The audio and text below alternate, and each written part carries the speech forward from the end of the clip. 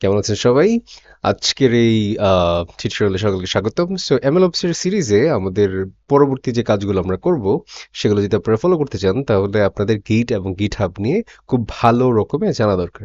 So আমরা চেষ্টা করব যে ভিডিওগুলোতে আপনাদের যাতে Git এবং GitHub নিয়ে অনেক ভালো ধারণা তৈরি হয়। সো তার আগে আপনারা কষ্ট করে এখানে চলে যাবেন। আম সো এই ওয়েবসাইটে চলে যাবেন। ওয়েবসাইটের লিঙ্কটা আপনারা দেখতে পাচ্ছেন। সো এখান থেকে আপনারা গিটটা ডাউনলোড করে ইনস্টল করে রাখবেন। কারণ পরবর্তী কাজগুলা আমরা আসলে এটা দিয়েই করব।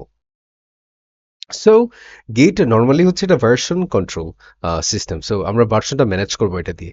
যেমন আমরা ভার্সন ম্যানেজ করা কি এগুলো নিয়ে পরবর্তীতে জানবো। তবে তার আগে একটা উদাহরণ দিই। এখানে আমরা পুরো প্লেলিস্টটা জুড়ে অর্থাৎ গিটহাবের যতগুলো ভিডিও পাবলিশ হবে সেগুলোতে কয়েকটা বিষয় নিয়ে আমরা কথা বলবো। তার মধ্যে আছে আমরা ওয়ার্কস্পেস নিয়ে কথা বলবো, আমরা স্টেজিং, লোকাল রেপো এবং রিমোট রেপো নিয়ে কথা বলবো। এগুলো আসলে কি? সো এগুলা বলার জন্য মানে একটা এক্সাম্পল দেওয়া যায়। ধরেন আপনি কোথাও যাবেন। সো আপনি আপনার রুমে আসলেন কাপড় গোছানোর জন্য। সো এটা হচ্ছে আপনার রুম, ওয়ার্ক স্পেস হচ্ছে আপনার রুম, তাই না?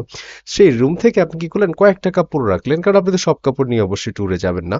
সো আপনি কয়েকটা কাপড় নেবেন যে কাপড়গুলো খুবই ভালো, আপনি রিসেন্ট কিনেছেন, যেগুলো আসলে মানাচ্ছে সময়ের সাথে। তো সেই কাপড়গুলাকে আপনি কি করবেন, স্টেজিং নামে একটা এরিয়াতে রাখলেন। হ্যাঁ, তো জাস্ট এই স্টেজিং কে এটা নিয়ে বিস্তারিত আমরা দেখবো, হ্যান্ডস অন করে দেখবো, বাট স্টেজিং নামে একটা এরিয়াতে রাখলেন। তো স্টেজিং এরিয়াতে যখন আপনি সিলেক্ট করে ফেলেন, আচ্ছা এই কাপড়গুলো নিবো, তারপর সেই কাপড়গুলো আপনি ব্যাগে ভরলেন, সেটা হচ্ছে আমাদের লোকাল রেপো, সেটাকে আমরা বলবো।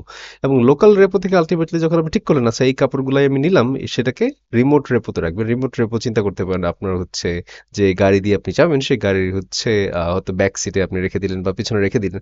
সো এটা হচ্ছে আলটিমেট আমাদের পয়েন্ট অফ ভিউটা।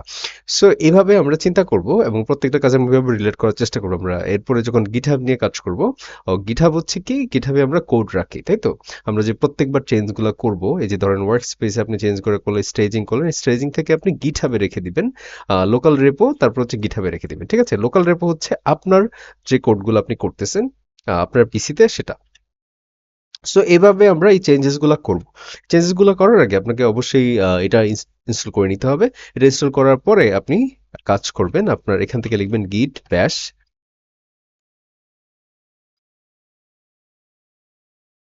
সো এটা ওপেন করার পরে এখানে আপনার ছোট্ট কিছু কাজ করতে হবে, অর্থাৎ আপনাকে কনফিগার করে নিতে হবে। কনফিগার করার জন্য কি করতে হবে এগুলো আমরা ডিসক্রিপশনে দিয়ে দিব। কোডগুলো যদি আপনার কঠিন লেগে থাকে, তাহলে জাস্ট এখানে ছোট করে লিখবেন git config dash dash global global, তারপরে ধরেন ইউজার ডট নেম, অর্থাৎ আপনার নামটা আপনাকে ফার্স্ট সেট করতে হবে।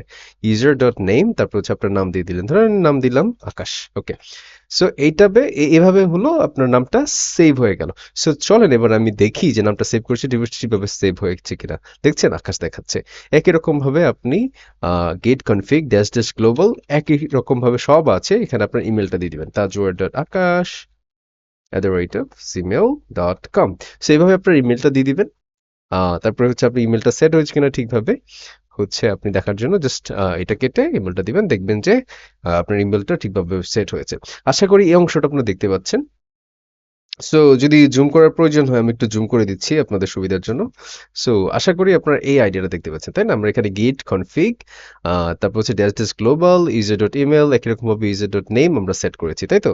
সো এই কাজটা করা হয়ে গেলে আপনি মোটামুটি রেডি। এরপরে আমরা যেটা নিয়ে করব, এরপরে আমরা কাজ করব আমাদের গিট হাব এবং অন্য কোনো আইডিয়াগুলো নিয়ে আমরা গিট হাবে বিস্তারিত জানার চেষ্টা করব। সো সকলকে স্বাগতম থাকবে পরের ভিডিওতে।